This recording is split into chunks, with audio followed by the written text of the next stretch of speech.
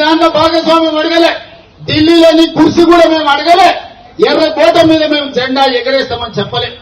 మా దగ్గర మా బలహీన వర్గాల లెక్క తేలింది, మా రిజర్వేషన్లు పెంచుకుంటాం, మాకు అనుమతి ఇవ్వండి మోడీ గారు మహాప్రభుడు అని అక్కడి నుంచి తీర్మానం పంపించాం. అయినా పలికలే.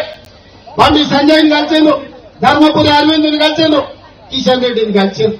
మా పిల్లలు విజ్ఞప్తి చేసిరు, మా సోదరులు డిమాండ్ చేసి వాళ్ళు పలకలే, వాళ్ళు మళ్ళీ చూడలే.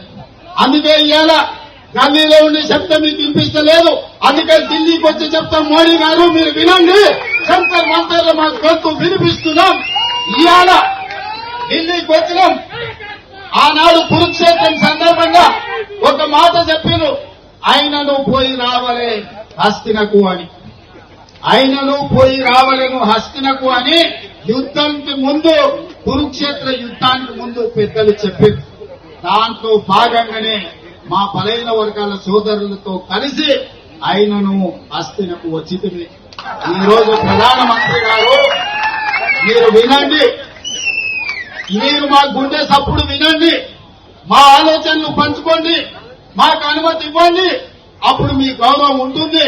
అదే తెలంగాణకు మిమ్మల్ని పిలిచి పార్టీలకు అతీతంగా 10 లక్షల మందితో బహిరంగ సభ ఏర్పాటు చేసి ప్రధానమంత్రిగా మిమ్మల్ని సన్మానించే బాధ్యత నేను తీసుకుంటా.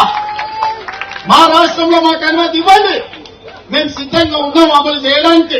చట్టం అధికారం నీ చేతుల్లో ఉంది కదని మా మీద ఆధిపత్యం చెలాయించాలని ఆలోచన చేయదు.